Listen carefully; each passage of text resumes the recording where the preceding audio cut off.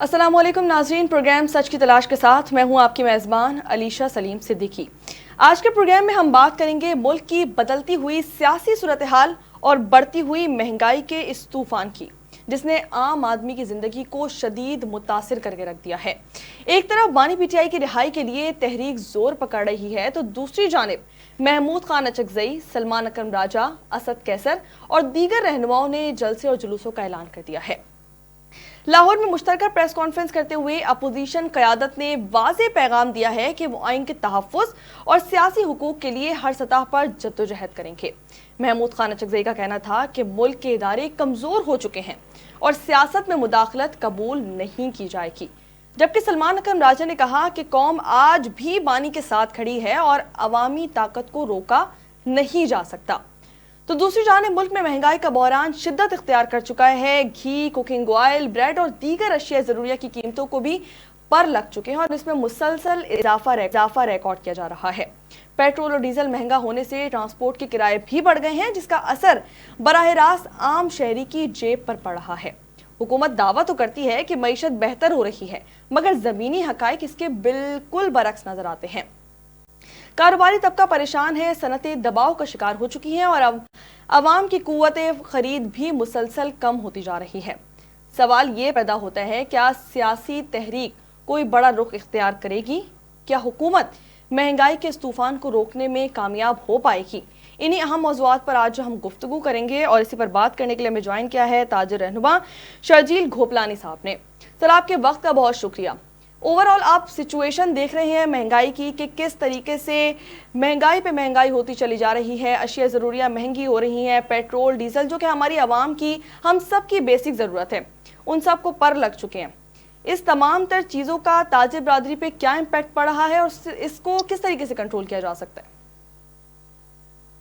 इस वक्त तो जो ग्लोबल पोजीशन थी और खासतौर पर हमारे जो खत्ते की पोजीशन थी, हम तो एक्सपेक्ट कर रहे थे गवर्नमेंट कोई बोल्ड स्टेप उठाएगी और जो यूएई के जो इन्वेस्टर्स हैं वो शायद हमारी तरफ रुख करेंगे।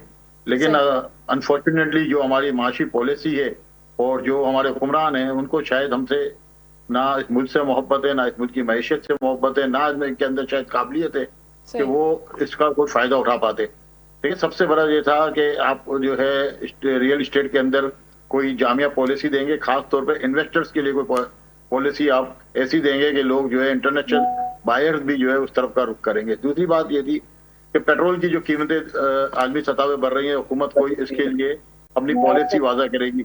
जो हम ये समझ रहे थे कि सोलर के ऊपर कोई गवर्नमेंट सब्सिडी देने की पोजीशन में आएगी या कम से कम अपने टैक्सेस कम कर देगी ताकि लोग जो है सोलर के ऊपर जो हमारे हो सकते हो वो हो जाते। लेकिन हमें कहीं भी हुकूमत की ना लिस्ट नजर आई है, ना हुकूमत की कोई ऐसी पॉलिसी नजर आई है कि हुकूमत कोई किसी किस्म का इंसेंटिव आवाम को देना चाह रही हो या हमारी माशी मामला को बेहतर करना चाह रही हो। तो हमें कहीं भी इस वक्त हुकूमत कहीं नजर नहीं आई स्टैंड लेते हुए। अगर हुकूमत थोड़ा सा भी स्टैंड लेती तो इस वक्त ताजिर बिरादरी बिल्कुल तैयार बैठी थी कि वो इन्वेस्टर्स को जो है वो इस तरफ रागिब करती। लेकिन इस वक्त हमारी गवर्नमेंट की जो पॉलिसी है वो हमारी समझ से बाहर आता है। सही। शर्जील घोपलानी साहब, आप लोग का पॉइंट, आपका मैंने पॉइंट ले लिया है। इसी पर बात करने के लिए मजीद हमें ज्वाइन किया रहनुमा मुस्लिम लीग नून आसिफ बाजवा साहब ने और रहनुमा पाकिस्तान तहरीक इंसाफ मलिक सरबुलंद साहब ने। आप दोनों के वक्त का बहुत शुक्रिया। आसिफ बाजवा, आपसे ये जानना चाहूंगी, अभी शर्जील घोपलानी साहब ने जैसा कहा कि गवर्नमेंट कोई भी स्टेप नहीं ले रही, कोई भी ऐसा इनिशिएटिव नहीं ला रही जिससे ताजिर बरादरी को फायदा पहुंच सके, क्या कहेंगे आप इस पे? बिस्मिल्लाहिर्रहमानिर्रहीम, आपका बहुत शुक्रिया, आपने इनवाइट किया और वक्त दिया। गुजारिश ये है कि इसमें कोई शक नहीं कि आज पूरा पाकिस्तान महंगाई की लपेट में है और लोगों के लिए अपने यूटिलिटी बिल्स देना और ग्रॉसरी के लिए एक्सपेंडिचर्स उनको कवर करना, बीमारों के लिए दवाइयाँ, ये सब मामला जो हैं ये सारे के सारे मैं ये समझता हूँ being political worker and being political worker of PMLN, मैं ये समझता हूँ कि ये सारे मामलात एक गुड गवर्नेंस के सिलसिले में है। और जिस तरीके से पाकिस्तान की गवर्नमेंट ने जब से ईरान की इसराइल के साथ और अमेरिका के साथ जंग छिड़ी है उसको जिस अच्छे तरीके से इन्होंने हैंडल किया है जी, मैं ये समझता हूँ कि ये बड़ा एक दो चीजें ऐसी हैं जिनके मतलब गवर्नमेंट उस पे जितना काम चाहिए था वो नहीं कर सके, लेकिन जो जिन चीजों पे इन्होंने काम करना था, मिसाल के तौर पे एनर्जी क्राइसिस के ऊपर कंट्रोल करना, और गवर्नमेंट का अपने लेवल पे अपनी जो उनके अखराजात थे उसको कंट्रोल करना, और सरकारी मुलाजमीन का प्रोटोकॉल, और जो पॉलिटिकल लोग हैं, जो वज़रा हैं या दीगर इस तरह के लोग हैं, इनका प्रोटोकॉल कम करना और उनकी तनख्वाहों में से पैसे काटना, ये सब चीजें अवाम की फेवर के लिए हैं। सर, और आपको पूरी लग रहा है, दुनिया आप श्योर में हैं इस बात पे कि हुकूमती अखराजात जो हैं वो कम किए जा रहे हैं और अवाम पे कम से कम बोझ पड़ रहा है? एब्सोल्युटली एब्सोल्युटली इसमें कोई शक नहीं है कि कम नहीं किए गए। क्यों, कैसे कोई कह सकता है? क्या सरकारी मुलाजमीन ने अपनी तनख्वाहों में कटौती नहीं की? या पाकिस्तान के फेडरल मिनिस्टर, सूबाई मिनिस्टर और प्रोविंशियल असेंबलीज और नेशनल असेंबली और सेनेट के लोगों ने अपनी सैलरीज जो है वो यहाँ पे नहीं दी? सब कुछ किया गया है, दिया गया है, ये हर चीज आपको अवेलेबल होगी। लेकिन मैं ये समझता हूँ हमारे ऊपर भी लाजिम है, अवाम के ऊपर भी लाजिम है कि हमें चाहिए कि हम अपने मुल्क की जरूरियात के मुताबिक, मिसाल के तौर पे आज हमें एनर्जी क्राइसिस है, हमें RLNG जो है या जिसको कतरी गैस कहते हैं वो हमें नहीं मिल रही, और अगर हमें नहीं मिल रही तो हमें उसकी बाबत हमें दूसरे रिसोर्सेज को इस्तेमाल करना चाहिए और हमें कंट्रोल करना चाहिए। और देखें, ये चंद दिन पहले तक पाकिस्तान में लोड शेडिंग या लोड मैनेजमेंट का एक लोगों में 4-4 घंटे, 3-3 घंटे, 2-2 घंटे लोड मैनेजमेंट थी। कल रात से जो हमारे फेडरल मिनिस्टर हैं पार के, उन्होंने आके ऑन रिकॉर्ड ये बात की है कि अब पाकिस्तान में किसी किस्म का कोई ऐसा एनर्जी का क्राइसिस नहीं है और हम लोड मैनेजमेंट भी नहीं कर रहे। ये सब चीजें गुड गवर्नेंस में आती हैं। और आप ये समझ सकते हैं कि जो ताजर नजर आता है, इसमें कोई शक नहीं कि ताजरों के लिए मसाइल है, परेशानी है, उनकी सेल्स जो है वो कम है, क्योंकि परचेज जो है वो कुव्वते खरीद लोगों की कम हो गई है। लेकिन पाकिस्तान इस कदर इतना अमीर मुल्क नहीं है। फाइनेंशियली गवर्नमेंट अवाम को अपनी तरफ से, मिसाल के तौर पे यूएस में या दीगर ममालिक में जो अफोर्ड कर सकते हैं, उन्होंने लोगों को सपोर्ट किया है, लोगों को पैसे दिए हैं, लोगों की सैलरी को इंक्रीज कर दिया गया है। उन्होंने देखा कि इतने परसेंटेज हमारी महंगाई की है, पेट्रोल महंगा हुआ है, यूटिलिटी चीजें महंगी हुई हैं, तो उन्होंने अपने अवाम के जो मंथली एक्सपेंडिचर थे उनको सपोर्ट किया है। लेकिन पाकिस्तान में भी जिस तरीके से मेरे भाई कह रहे थे कि गवर्नमेंट को चाहिए था, देखें मैं आपको अर्ज करूं कि गवर्नमेंट ऑफ पंजाब ने किसानों के लिए सब्सिडाइज्ड रेट्स पे ट्रैक्टर दिए हैं, और सब्सिडाइज्ड रेट्स पे उन्होंने किसानों को एग्रीकल्चरल इंप्लीमेंट्स दिए हैं, ट्रैक्टर दिए हैं, और इंडस्ट्री की इंप्रूवमेंट के लिए और उनकी कैपेसिटी बिल्डिंग के लिए उन्होंने लोगों को इंटरेस्ट 3 करोड़ 10 लाख रुपए से लेके 3 करोड़ रुपए तक इंटरेस्ट फ्री लोन दे रही है गवर्नमेंट। और बेशुमार लाख तादाद लोग हैं जिनको बैंक ऑफ पंजाब से 10 लाख से लेके 3 करोड़ रुपए तक इंटरेस्ट फ्री लोन दिए जा रहे हैं। वो इंटरेस्ट फ्री है क्लाइंट के लिए, किसान के लिए, जिम्मेदार के लिए, लेकिन गवर्नमेंट उसके ऊपर इंटरेस्ट जो है वो गवर्नमेंट पे करेगी, और ये एक बहुत बड़ा इंसेंटिव है। आप सोच नहीं सकते कि इसकी वजह से लोगों, और दूसरी बात, जो एक्सपेंडिचर थे रजिस्ट्रेशन के, जो प्रॉपर्टी की खरीदो फरोख्त थी, उसके ऊपर रेट्स कम किए गए हैं। और अब 1 करोड़ रुपए तक 20 साल की एक साथ के ऊपर, 20 साल बहुत लंबा प्रोसेस है। 20 साल तक आपने जो लोन लेना है उसको आपने रजिस्टर करवाना है।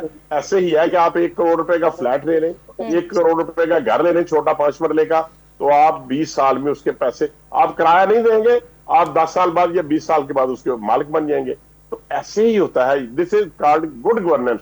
मैं ये समझता हूँ गवर्नमेंट अपने इतनी भरपूर कोशिश कर रही है। और ठीक है सर, गवर्नमेंट तो कोशिश कर रही है, बिल्कुल कर रही है। आपका कहना यही है कि गवर्नमेंट कोशिश कर रही है। मलिक सरबलंद साहब, जिस तरीके से अभी आवाम पर बोझ पड़ रहा है, कंटिन्यूसली आवाम पर दबाव डाला जा रहा है, टैक्सेस आ रहे हैं, और अभी रिसेंटली सोलर पर भी टैक्स लगा दिया गया। बिजली के बिलों से बचने के लिए आवाम ने अपनी जमा पूंजी को जमा करके सोलर लगवाए, लेकिन अब उस पर भी टैक्स लगा दिया गया है। आपको लगता है कि अपोजिशन के लिए गोल्डन टाइम पीरियड है कि वो उसको भरपूर तरीके से अवेल कर सकती है? जी, बिस्मिल्लाहिर्रहमानिर्रहीम। या कनाबुदु या कनस्तईन। आपको आवाज आ रही है मेरी? जी जी बिल्कुल आ रही है।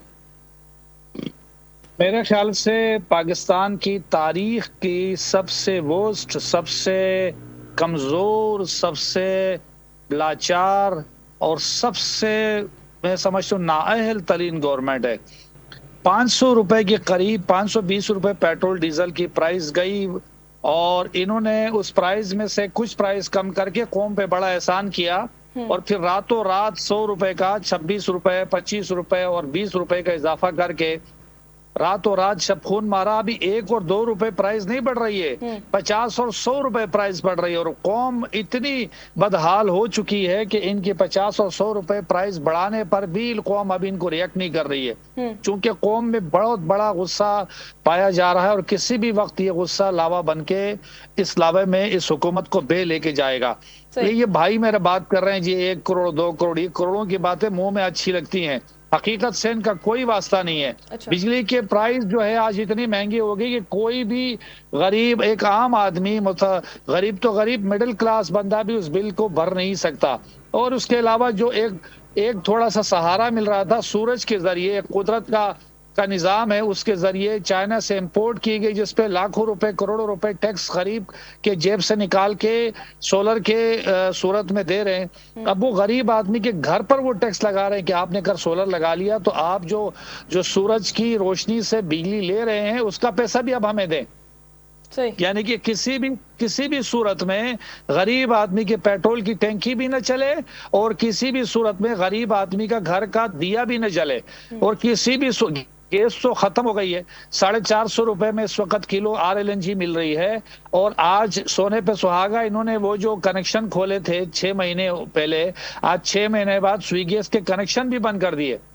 तो आज आप अपने पानी के लिए अपने टैंकर पे जाना है और गैस के लिए अपने सिलेंडर के पीछे जाना है और आपने सिक्योरिटी के लिए अपने लिए सिक्योरिटी गार्ड रखने हैं। और अगर आपने कहीं अच्छी सड़क वाली जगह पे जाना है तो कोई प्राइवेट अच्छी सी आपने सोसाइटी में घर लेना है जो आपके शहर के बाहर हो। और आपने अगर बच्चों को पढ़ाना है तो एक महंगे से स्कूल में आपने जाना है। और आपने कोई सेहत का निजाम, अपने सेहत का इलाज करने जाना है तो करोड़ों रुपए अपना जेवर और घर बेच के अपने इलाज करना है। रियासत नाम की तो कोई चीज है ही नहीं, कानून नाम की कोई चीज है नहीं। आज देखें वो इस्लामाबाद में कॉन्स्टिट्यूशन एवेन्यू का तोड़ने के ऑर्डर आ गए, जो पिछले कई सालों से ये बिल्डिंग खड़ी हो गई थी। ये कौन सा मजाक हो रहा है? और ये आज तो हर आदमी कह रहा है कि अदालतों के अंदर जजेस नहीं बैठे हैं, कोई और लोग बैठे हुए हैं। ये कौन लोग हैं जो जजेस के साथ बैठकर जजेस से इस तरीके से फैसले कर रहे हैं? और जो जजेस नहीं मान रहे हैं, इस्लामाबाद के 6 जजेस को आज जो है सिंध, बलूचिस्तान, KPK और दीगर सूबों में ट्रांसफर कर दिया गया। वो 6 जजेस हैं जिन्होंने खत लिखा था सुप्रीम कोर्ट के चीफ को कि हमारे को प्रेशर किया जा रहा है, हमसे गलत फैसले किए जा रहे हैं। तो पाकिस्तान में आइन नाम की कोई चीज, कानून नाम की कोई चीज नहीं रही।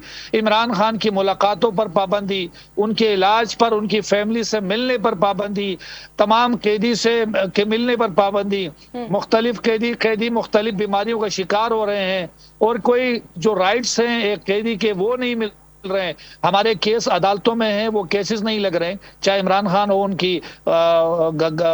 उनकी घरवाली हो और उनकी फैमिली के मेंबर्स हो, उनके भांजे हो, ये बात तो पार्टी आप के कह रहे हो, हैं कि उनको बेसिक जरूरियात तक नहीं दी जा रही, लेकिन जो खबरें हम तक आ रही हैं वो तो यही है कि ऊपर से जो आ रही है फॉर्म 47 के जाली लोग 4-5 हजार वोट लेके असेंबली में बैठे हुए हैं और जो जीते हुए लोग हैं लाखों वोट लेकर वो असेंबली से बाहर है। ये तो लास्टिक की शलवारें पहन के असेंबली में बैठे हुए हैं। थोड़ी शर्म और हया और कोई अखलाकियात होती तो ये असेंबली में न बैठते। एक हाफिज नईमुर रहमान ने कहा कि मैं हारा हुआ हूं, बल्कि इनकी अखलाकियात ये थी कि चोरी का माल इन्होंने ऐसे लूटा है जैसे इनका सबके जो है वो बाप दादाओं का माल हो। तो बड़ी शर्म की बात है। मैं समझता हूं पाकिस्तान की तारीख में इतनी लाकानूनियत, करप्शन, बेइज्जती, बेरुखी, और कराची के हालात आप देखें, सिंध के हालात आप देखें, पंजाब के हालात आप देखें, गंदुम अभी का बड़ा स्कैंडल आने वाला है। कराची में जितने भी प्रोजेक्ट है सब पे करप्शन के अंबार लगे हुए हैं।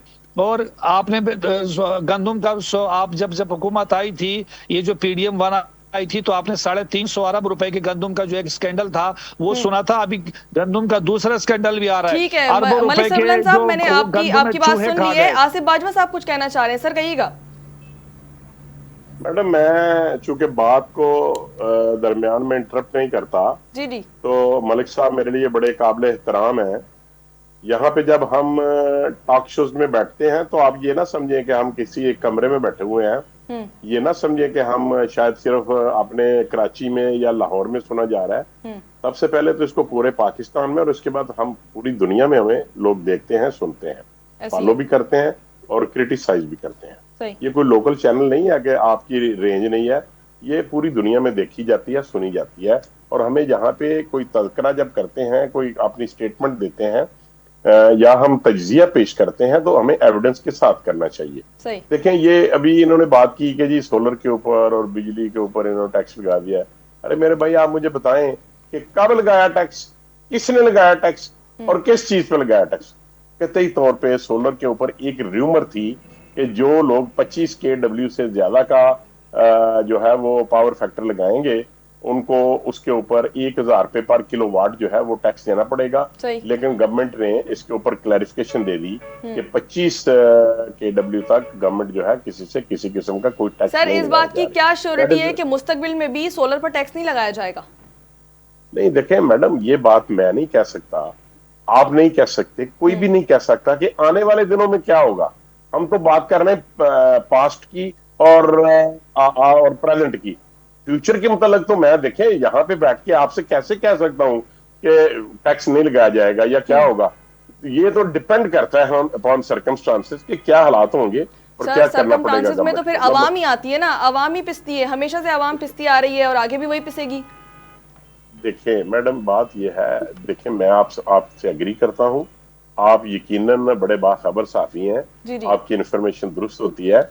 लेकिन इसके साथ साथ मैं बड़े रिस्पेक्टफुली आपसे अर्ज करूंगा कि देखिए टैक्सेस तो अवाम ने ही देने हैं पूरी दुनिया में। जब तक अवाम, देखिए बात नसीबी और मैं देखें अवाम के खिलाफ बात नहीं कर रहा, मैं रिप्रेजेंटेटिव हूँ अवाम का। मैं आपसे ये अर्ज करूं कि टैक्स तो हमेशा अवाम देती है, लेकिन पाकिस्तान में बदकिस्मती से टैक्स कल्चर हम नहीं पैदा कर सके, नहीं बना सके। और इसके लिए भी बड़ा जरूरी है कि हमें टैक्स कल्चर को अपनाना होगा। जब तक देखें, आप यूरोप की बात करेंगे, आप यूएस की बात करेंगे, आप यूके की बात करेंगे, आप कनाडा की बात करेंगे, आप वेलफेयर स्टेट की बात करेंगे, तो वेलफेयर स्टेट में जो लोग टैक्स एबल जिनकी आमदनी है वो टैक्स देते हैं। सही। लेकिन यहाँ पे हम कोई टैक्स देने को तैयार नहीं है। मिसाल के तौर पे सर्विसेज के ऊपर टैक्स लिया जाता है, डॉक्टर से, वकला से, आर्किटेक्ट से और दीगर जो सर्विसेज मुहैया करते हैं। लेकिन आप क्या समझ सकते हैं कि पाकिस्तान में 1% लोग ऐसे हैं, 2% होंगे, 5% होंगे जो अपनी सर्विसेज पे टैक्स देते हैं। लेकिन देखिए, मैं इस बात को एडमिट करता हूँ। मिसाल के तौर पे यहाँ पे बहुत बड़े बड़े नाम है, मैं किसी स्कूल का नाम नहीं लेता, कोई कई ऐसे, मेरी बात आप समझ जाएंगे, बड़े बड़े नामी स्कूल हैं जिनकी माहाना जो फीस है बच्चे की वो 30,000 से शुरू होकर 70-80,000 रुपए तक जाती है। तो जब उनके पेरेंट्स का देखें तो वो टैक्स गुजार ही नहीं होते, या वो छोटा मोटा कोई 100 रुपया 200 रुपया देने वाले लोग होते हैं। ठीक है आसिफ बाजवा साहब का, जी जी बिल्कुल मैंने सुन लिया। सर आपको शर्जील गोपलानी साहब, मैं आपसे ये कहना चाहूंगी कि कोई तजावीज़ अगर आप हुकूमत को देना चाहें, पेट्रोल इतना महंगा हो रहा है, डीजल इतना महंगा हो रहा है जिसकी वजह से आप लोगों की तिजारत मुतासर होती है, कोई ऑल्टरनेट है ऐसा आपके पास जो कि आप हुकूमत को मशवरा देना चाहें? मुझे तो एक चीज ये समझ में नहीं आती, पाकिस्तान सिर्फ पंजाब है क्या? मुझे एडवोकेट साहब ये बात बताएं, अभी आपने जो मिसाल दी पंजाब की, 8,500 से 9,000 अरब रुपए कराची टैक्स देता है। कसूर क्या है कराची वालों का? आप बोलते हो टैक्स नहीं देती अवाम, जो टैक्स देती है उस अवाम के ऊपर खर्च क्या होता है? आप 30,000 रुपए स्कूल की बात कर रहे हैं, जो 30,000 रुपए जो बच्चा जो फीस जो एक आम आदमी जाके अपना पेट काट के देता है, आपको उसका एहसास है कि वो एक आम आदमी किस तरह अपना पेट काट के अपने बच्चे को पढ़ा रहा है? अगर उसका माँ बाप बीमार है, वो प्राइवेट स्कूल जो है हॉस्पिटलों में जाके लाखों करोड़ों रुपए बिल देता है। आज आपको पता है लोगों के घर बिक चुके हैं। अगर कैंसर का एक मरीज किसी घर में पैदा हो जाता है ना, तो उसका घर, उस घर की सारी जिंदगी की कमाई वो खत्म हो जाती है।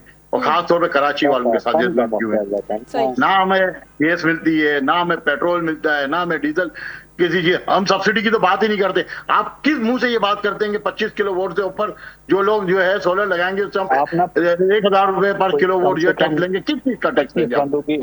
आपकी जिम्मेदारी है। आईने पाकिस्तान फलाई रियासत है, आईने पाकिस्तान फलाई रियासत का आइन बनाया गया था और ये बात आइन में बिल्कुल क्लियर लिखी गई है कि आप हर शख्स को पाकिस्तानी, हर पाकिस्तानी का हक है कि उसको आप जो है मुफ्त तालीम देंगे, हेल्प देंगे और उसकी रोजगार का इंतजाम करेंगे। फलाह रियासत पाकिस्तान का आइन देता है। और आज आप ये बात करते हैं कि अवाम में टैक्स कल्चर नहीं है। टैक्स किसी भी रियासत में जब दिया जाता है जब उस अवाम के ऊपर टैक्स लगता है, लेकिन आप तो जमीन तौर पर टैक्स लेते हैं, गुंडागर्दी करके टैक्स दिया जाता है। हम आज जितना टैक्स देते हैं हमारे को 1 रुपए का जो है लोन नहीं मिलता।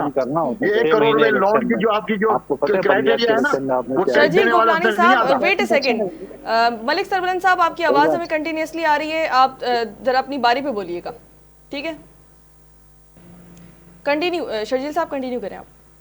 देखें, कोई भी रियासत टैक्स लेने से पहले अगर आप बात करते हैं बरतानिया के टैक्स कल्चर की, जब विंस्टन चर्चिल जब इलेक्शन हारे थे ना और सेकेंड वर्ल्ड वॉर के बाद, तो जब बीबीसी ने इंटरव्यू किया था तो आप इलेक्शन क्यों हारे हैं, तो उन्होंने कहा था सामने वाली पार्टी का मैनिफेस्टो था। सामने वाली पार्टी का मैनिफेस्टो क्या था?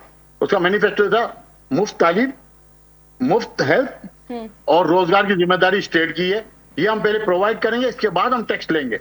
सही। और फिर उन्होंने टैक्स लेना शुरू किया। दूसरी बात, दुनिया में कहीं भी माशी निजाम चलाने के लिए कारोबारी लोगों को 70% तक स्टेट जो है वो लोन प्रोवाइड करता है, उनकी क्रेडिट बैंकिंग रिपोर्ट बनती है। सही। आज तक आपने कहीं आम आदमी को उस कल्चर के अंदर डालने की कोशिश की? सही। यहाँ पे हम अपनी मेहनत करके, अपना पेट काट के, अपने घरों के बच्चों के पेट काट के हम इस मुल्क की मैशियत को चलाते हैं। सर, अभी हुकूमत की जानिब से इस चीज पर भी अमल कराने की कोशिश, 40 गाड़ियों का काफिला लेके रोड पे हमारे बच्चों को गर्मियों में खड़ा करके और टी टा करते हुए निकल रहे होते हैं। शायद नहीं आती आप लोगों को। सर, अभी हुकूमत की जानिब से इस बात का भी, इस चीज पर भी अमल कराने की कोशिश की जा रही है कि मार्केट्स की टाइमिंग सुबह 8 बजे से लेकर शाम 6 बजे तक की कर दी जाए। तो इस चीज पर कितना नुकसान है आप लोगों को और इस पर अमल कर पाएंगे आप लोग? कोई नुकसान नहीं है। अगर आप हमें कारोबारी माहौल दे दें जो हमारा राइट है, हमें विदाउट लोड शेडिंग और विदाउट किसी चीज को डिस्टर्ब किए हुए अगर कारोबारी औकात हमें 8 से 10 घंटे देते, हमें क्या जरूरत है रात को 10 बजे तक अपने बच्चों के टाइम को जो है किल करने की? हम 5 बजे तक दुकानें बंद करके घर पे आ जाएंगे। हम भी तो इंसान है ना, हम भी तो चाहते हैं कि 9 to 5 कारोबार करके अपने घरों में अपने बच्चों को टाइम दें। लेकिन मुसीबत यह है कि ना हमें बिजली दी जाती है, ना हमारे पास सड़कें, गटर का पानी हमारी दुकानों के बाहर खड़ा होता है। जाके पहले गटर का पानी साफ करवाएं हम, इसके बाद हम दुकानें अपनी सेट करें। और अपनी हक हलाल की कमाई से हम टैक्स देते हैं और दिल से नहीं देते, खुदा की कसम दिल से नहीं देते, दिल से हम ज़कात देते हैं। जब हम एफबीआर में हम जब अपना रिटर्न फाइल करते हैं और हम ज़कात लिखते हैं तो एफबीआर में बोलती है कि भाई ज़कात किसको दी, जबकि कुरान में रब ताला ये फरमाता है ज़कात अपने घर से शुरू करो। अगर मैंने अपने भाई को ज़कात दी है तो आपका टैक्स कल्चर तो उसको एडमिट ही नहीं करता, ना एक्सेप्ट करता है। तजावीज़ हम क्या दें हुकूमत को जो कुरान को नहीं मानती, जो अल्लाह के निज़ाम को नहीं मानती? ये तो वो लिबरल लोग हैं जो सिर्फ और सिर्फ वैक्स के कहने में चलते हैं, जो आईएमएफ इनको बोल के देते हैं, ये टन करते हुए इसके पीछे चलते हैं। आज 40 साल से आपके पास फाइनेंस मिनिस्टर आपका अपना नहीं है, जो आईएमएफ बोलती है और फाइनेंस मिनिस्टर उसको रखते हैं। ये मैशियत थोड़ी चला रहे हैं, मुल्क थोड़ी चला रहे हैं। आपने हमें ठीक है शर्जील साहब, आसिफ बाजवा साहब, आपने सुना शर्जील साहब को, कितने ताजिर आप लोगों से परेशान है, क्या कहेंगे आप इस पे? आप लोग कहते हैं कि मईशत ठीक हो रही है, हम इस्तेकाम की तरफ जा रहे हैं, लेकिन यहाँ तो बेसिक जरूरियात ही नहीं दी जा रही इन लोगों को। मैडम, मैं बिल्कुल शर्जील साहब की बातें मैंने बड़ी गौर से सुनी है, बड़े भाई हैं और उन्होंने जिस दुखते दिल के साथ और जिस सदमे में या जिस परेशानी के आलम में वो बातें कर रहे हैं, मैं बिल्कुल उनकी बातों को, उनके बात को, उनके पॉइंट ऑफ व्यू को बिल्कुल बड़ा स्ट्रांग वेटेज देता हूँ और मैं ये समझता हूँ कि उन्होंने जो बातें की हैं वो बिल्कुल दुरुस्त है। ऐसा ही है वाकयातन जो ताजर हजरात हैं, जो बिजनेसमैन लोग हैं, वो परेशान हैं, लेकिन बात यह है कि हमने अपने मुल्क की खातिर, ये देखें कोई भी गवर्नमेंट आती है तो वो ये कहती है कि जी देखें ये पिछली गवर्नमेंट का किया धरा था, ये हमने साफ करना है, ये पुराने सालों का, इतने सालों का गंद था, एक दिन में साफ नहीं होता। बिल्कुल ऐसी है। लेकिन भाई कौन साफ करेगा? हमने ही करना है। और अगर हम गुड गवर्नेंस करेंगे, अगर हम अवाम के मसाइल को हल करेंगे, और जो लोगों के, अब आम आदमी के, छोटे कारोबार के, बड़े कारोबार के, सबके बिजनेस को हमने बूस्ट करना है, उनको प्रमोट करना है, उसके लिए बड़ा जरूरी है कि गवर्नमेंट देखें। इसीलिए पंजाब में, या मैं कोई प्रोविंस की बात नहीं करता, हमारे जो प्राइम मिनिस्टर है मियां शहबाज साहब, उन्होंने हमेशा से ही ये कहा है कि ये फैसला हमने सख्त फैसला लिया है। मसलन पेट्रोल बढ़ाने का फैसला, या तनख्वाहों में इजाफा जितनी डिमांड थी उसके मुताबिक ना करना, या किसी चीज के ऊपर टैक्स लगाना, या किसी चीज की इंपोर्ट के ऊपर जो है वो ड्यूटी लगा देना, ये बिल्कुल वो उनको इस बात का इदराक है, पूरी टीम को, पूरी कैबिनेट को इस बात का इदराक है कि हम आए थे पाकिस्तान के अवाम के मसाइल के हल के लिए। हम आए थे कि हम पाकिस्तान की इकानमी को बेहतर करेंगे। हम आए थे कि हम पाकिस्तान से सर आए तो पाकिस्तान के मसाइल हल करने थे, लेकिन यहाँ तो हम इंटरनेशनली अभी फिलहाल अपना नाम बना रहे हैं। पाकिस्तान के मसाइल तो नहीं हल हो पा रहे ना, अवाम के मसाइल तो हल नहीं हो पा रहे। इंटरनेशनल रिलेशनशिप से हमारी अवाम का क्या ताल्लुक है? वो भी सुन लें, ये भी एक बहुत इंपॉर्टेंट इश्यू है। जब तक हम देखें, अगर आप समझती हैं कि अगर पाकिस्तान ने इस कदर मेहनत ना की होती तो जो पाकिस्तान में या दीगर ममालिक को तेल के जो जहाज वहां से गुजर रहे हैं वो मुमकिन नहीं था। और यहाँ पे पेट्रोल की या डीजल की या सीएनजी की, एलपीजी की, गैस की रेट की बात सोचनी नहीं थी किसी ने। उन्होंने कहा था हमें मिलना चाहिए। देखिए, जब 2012 में बेशुमार 24 घंटे में से 18 घंटे लोड शेडिंग थी, तो अवाम कहते थे कि हमें हर हाल में बिजली दे दें, भले जितनी मर्जी महंगी दे दें। तो अगर पाकिस्तान इसमें सालसी का किरदार अदा ना करता तो फिर क्या आप समझ सकती हैं कि पेट्रोल की क्या सूरत हाल होती, एनर्जी क्राइसिस का शिकार होते।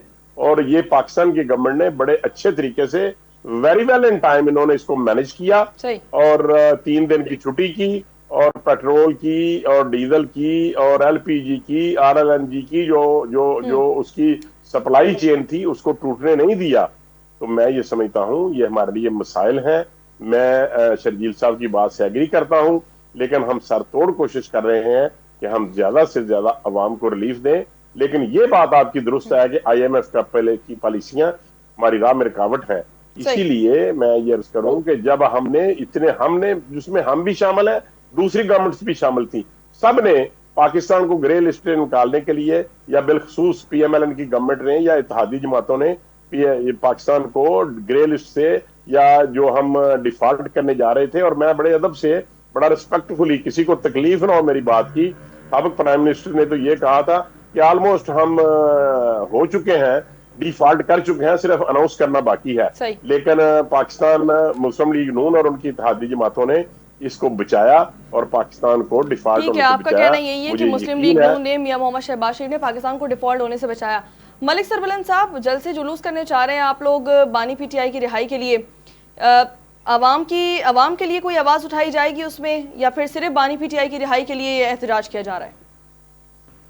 देखे ना, सबसे पहले तो आसिफ बाजवा साहब ने बात की, देखे पेट्रोल और डीजल के उसमें अभी 250 रुपये एलईवी के मद में ले रहे हैं। तो ये आवाम को जो रिलीफ इन्होंने, ये जो इतने बगले बजा रहे हैं कि हमने जी इंटरनेशनली तौर पे बड़ा अच्छा मैनेज किया, अभी ये वो ईरान, और तो अपनाए हमसे जो पाकिस्तान के झंडे लगे हुए जहाज जो गुजर रहे थे उसका फायदा तो पाकिस्तानी अवाम को तो नहीं हुआ। उन्होंने इस सिचुएशन से उल्टा फायदा उठाते अवाम के पीठ पे जो बड़ा पत्थर शहबाज शरीफ लेके घूम रहे थे वो गरीब आदमी के पेट पे रख दिया, अपने पेट से उठा के।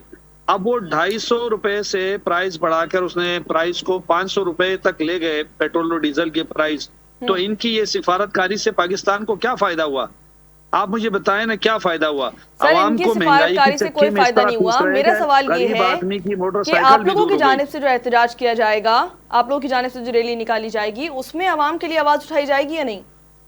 हमारा पिछले इतवार को हमने एहतजाजी रैली निकाली थी। आज भी हमारे 4 वर्कर दहशतगर्दी 788 के मुकदमे में उस महंगाई के जुर्म, महंगाई के एहतजाज के जुर्म की पादाश में आज भी सेंट्रल जेल कराची में बंद है। हमें पाबंदी लगाई हुई कि आपने महंगाई के खिलाफ कोई एहतजाज करने का ऐलान हम जब करते हैं तो प्रेस क्लब को चारों तरफ से पुलिस की हजारों नफरी घेर लेती है। मैं सिंध कराची की बात कर रहा हूँ, पंजाब में भी ये सूरत हाल है और तमाम सूबों में है।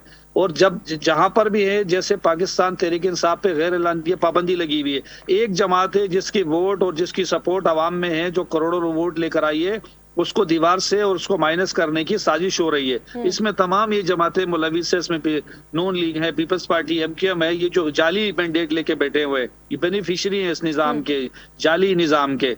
तो ये एहतजाज करने की पादाश में हमारे 4 वर्कर आज भी बंद है जेल में। तो बड़ी अफसोसनाक कहानी है, बड़ी अफसोसनाक बात है कि पाकिस्तान तहरीक इंसाफ सर अगर एहतजाज पुरअमन जमात है किया और उस पर जाए, ये पाबंदी है, उसके लीडर को उनकी बहनों से नहीं मिलाया जाता, फैमिली मेंबर से नहीं मिलाया जाता, उनके पार्टी लीडरान से नहीं मिलाया जाता। इवन दो कि ये कि हमारे मुकदमात नहीं लग रहे हैं, खान साहब के जो झूठे मुकदमात खान साहब पे बनाए हैं, जिसमें अलकादर है, उसमें तोशा खाना है, इस तरह के झूठे मुकदमात है, जो ढकोसले, इवन ये कि जमानत के जो मुकदमात है, दुनिया में कोई भी कानून ऐसा नहीं होता कि सेहत की बुनियाद पर भी जमानतें होती हैं, जमानतों के ऊपर कोई फैसला होता है। इवन दो आज जो 1.5 साल हो गए, उन पर भी कोई समाअत नहीं हो रही है। अगर मुकदमा लगता है तो कोई ना कोई बहाना करके आगे टरका दिया जाता है। फार्म 47 की गवर्नमेंट की, अभी मैं खुद 8 महीने MP रहा हूँ, मुझे DC जाली रिकाउंटिंग कर दिया, मेरा मुकदमा सुप्रीम कोर्ट, हाई कोर्ट में भी है, मेरा मुकदमा ही नहीं लड़ रहा। जो हम मुतल्लिका जज होता है ईमानदार, तो उसका ट्रांसफर कर दिया जाता है एक सूबे से दूसरे सूबे, दूसरे से तीसरे सूबे। तो कानून नहीं है, मजाक बन गया। 26 और 27वीं तरमीम के बाद इस मुल्क में कोई निजाम ही नहीं रहा। अवाम कोई मर रहा है, कोई कुछ भी हो रहा है, कोई कानून नहीं है, कोई गरीब आदमी की पहुंच वो नहीं है। सर अगर एहतजाज पुरअमन किया जाए तो क्या पता आप लोग को हुकूमत एहतजाज करने दे, लेकिन हुकूमत की जानिब से ये कहना है कि भाई जब PTI वाले एहतजाज करते हैं तो इश्तियाल अंगेजी फैलाई जाती है, तोड़फोड़ की जाती है। अगर तहरीक इंसाफ पुरअमन रह के एहतजाज करे तो क्या पता वो करने दे। मलिक सरबलंद साहब, आपको मेरी आवाज आ रही है? शर्जील गोपलानी साहब, अभी हुकूमत सिंध ने लॉकडाउन का ऐलान किया था, आप लोग चल सकते हैं इस लॉकडाउन के साथ? देखिए, हमने तो जब CM साहब ने बुलाया था, मैं वहाँ मौजूद था और हमने कहा था बिल्कुल ठीक है, हम लॉकडाउन पे तैयार हैं, हमें कोई एतराज नहीं। और CM साहब ने एश्योरेंस दी थी कि जो कारोबारी औकात है उसमें लोड शेडिंग नहीं होगी, लेकिन फिर भी लोड शेडिंग हो रही है। और सीधी सी बात है, देखें हुकूमत का जो डंडा है वहाँ ताजिर क्या कर सकता है। उससे अब मजबूरन दुकानें बंद करके घर चले जाते हैं। बाकी जो इसके जो साइड इफेक्ट्स हैं वो कौम भुगत रही है। देखिए, आज हम जितने भी ये आज सड़कें खुदी हुई आपको मिल रही है कराची की, कराची तबाह और बर्बाद हो गया है। ठीक है, इसकी सबसे बड़ी वजह जो है वो पॉलिसी है। और अब खतरनाक जो सूरत हाल है वो ये है कि आज इंटरनेशनल जितने भी मुल्क ममालिक हैं और जो हम ट्रेड डेलीगेट से हमारी बातचीत हो रही है, हुकूमत पाकिस्तान सिर्फ पंजाब को प्रमोट कर रही है वहाँ पे। अच्छा, ये बहुत क्रिटिकल कंडीशन और बहुत खतरनाक साइंस है। मैं ये जो बात आपसे कहने जा रहा हूँ, इस वक्त हुकूमत पाकिस्तान कराची के ताजिरों को जो है साइड पे लगा रही है, कराची के बिजनेसमैन को साइड पे लगा रही है। हुकूमत पाकिस्तान के पास सिर्फ एक ही जगह रही है कि आप पंजाब में जाके कारोबार करें। इस वक्त आप सिंध जो है वो ऐसा रहा नहीं है कि आप यहाँ कारोबार कर सकें। आप देख लें, 1 विंडो ऑपरेशन के तहत आप पंजाब में कहीं भी बिल्डिंग बनाने जाएं, 1 विंडो ऑपरेशन के तहत बगैर रिश्वत की बिल्डिंग बन जाती है। और सिंध में अगर कराची में आप कोई छोटा मकान भी बनाने जाएं तो आपके घर का जो नक्शा है वो चाहे कंटोनमेंट एरिया की ना हो, बगैर रिश्वत के वो पास नहीं हो सकता। सही। सर आसिफ बाजवा साहब, कितने हद तक आप शर्जील गोपलानी साहब की बात से एग्री करते हैं? शर्जील गोपलानी साहब बड़े सीजनड और बड़े सीनियर आदमी हैं, बड़ी खूबसूरत और बिल्कुल अवाम के मसाइल के ऊपर ये बात करते हैं। और मैं ये समझता हूँ कि इसके ऊपर इनको एक मिसअंडरस्टैंडिंग है कि मियाँ शहबाज शरीफ साहब की जो गवर्नमेंट है या PMLN की या दीगर हमारी जो कोलिशन पार्टीज हैं उनकी जो गवर्नमेंट है ये सिर्फ पंजाब की आता है। सर, कई तौर पे ऐसा नहीं है। मैं आपको अर्ज कर दूं कि आपके इल्म में है कि कई विजिट किए कराची के बिजनेसमैन से, बिजनेसमैन कम्युनिटी से, प्राइम मिनिस्टर की मुलाकातें हुई और उन्होंने कहा, बबांगे दोहल कहा कि पाकिस्तान की जो इकॉनमी है उसके लिए शारा की हैसियत रखता है कराची, और इसमें कोई दो राय नहीं है। कराची मैं ये समझता हूँ मिनी पाकिस्तान है, लेकिन कोई पॉलिटिशियन ये नहीं सोच सकता कि हम या गवर्नमेंट ऑफ पाकिस्तान जो है या फेडरल गवर्नमेंट जो है वो किसी एक सूबे के मुतल्लिक करते हैं। नहीं, ऐसी बात नहीं है। अच्छा, बहुत से मनसूबे ऐसे हैं जो प्रोविंशियल गवर्नमेंट पूरे नहीं कर पा रही थी और उसके लिए सिंध गवर्नमेंट को प्राइम मिनिस्टर ऑफ पाकिस्तान वहां पे तशरीफ भी लेके गए, वहां आपके सीएम साहब से मुलाकातें भी हुई सही। और डेवलपमेंट के लिए उन्होंने कहा जो जो आपके कोई जो इसके जो ट्रैफिक के या दीगर मसाइल हैं या पुल बनने हैं या रोड्स बननी है, जो फेडरल गवर्नमेंट की तरफ से फंड आने हैं, कोई ऐसे फंड नहीं है जो फेडरल गवर्नमेंट ने रोके हों। तो मैं अर्ज ये करूं कि ये इस बात पे भी कोई, मुझे तो इसमें कोई बात एडमिट मैं करता हूं इस बात को कि जहां तक हम देखते हैं, हम सुनते हैं, या जो कराची के अवाम है वो बातें जो करते हैं कि हमारी सड़कें टूटी हुई हैं, हमारे रोड्स खराब हैं और उनकी जो रोड इंफ्रास्ट्रक्चर है वो बिल्कुल गया गुजरा है, उसके ऊपर ट्रैफिक चलना बहुत मुमकिन नहीं है, नामुमकिन सी बात है। तो इसके लिए मैं गुजारिश करूंगा कि सर अगर हुकूमत थोड़ा सा नजर करम कराची पे भी कर लेगी तो क्या पता कराची की हालत ही पंजाब जैसी हो जाए। क्यों नहीं करेंगे। इस सिलसिले में मैं भी जहां तक हो सका मैं भी अपने जो आला दर्जे की क़यादत है उनसे यकीनन मैं बात करूंगा कि कराची के लोग जो हैं वो प्राइम मिनिस्टर साहब को चाहिए। ठीक है सर, आपका बहुत शुक्रिया। असल में वक्त का थोड़ा है, कमी है वक्त की। आप तीनों का बहुत शुक्रिया। हमारे मेहमान हमसे गुफ्तगू कर रहे थे हुकूमती पॉलिसीज का बोझ कब तक हमारी आवाम पर पड़ता रहेगा और कब तक हमारी आश करती रहेगी, ये कहना कबल अज़ वक्त होगा। अगले हफ्ते फिर हाजिर होंगे एक नए सच के साथ, एक नए सच की तलाश के साथ। तब तक के लिए दीजिए इजाजत। अल्लाह हाफिज।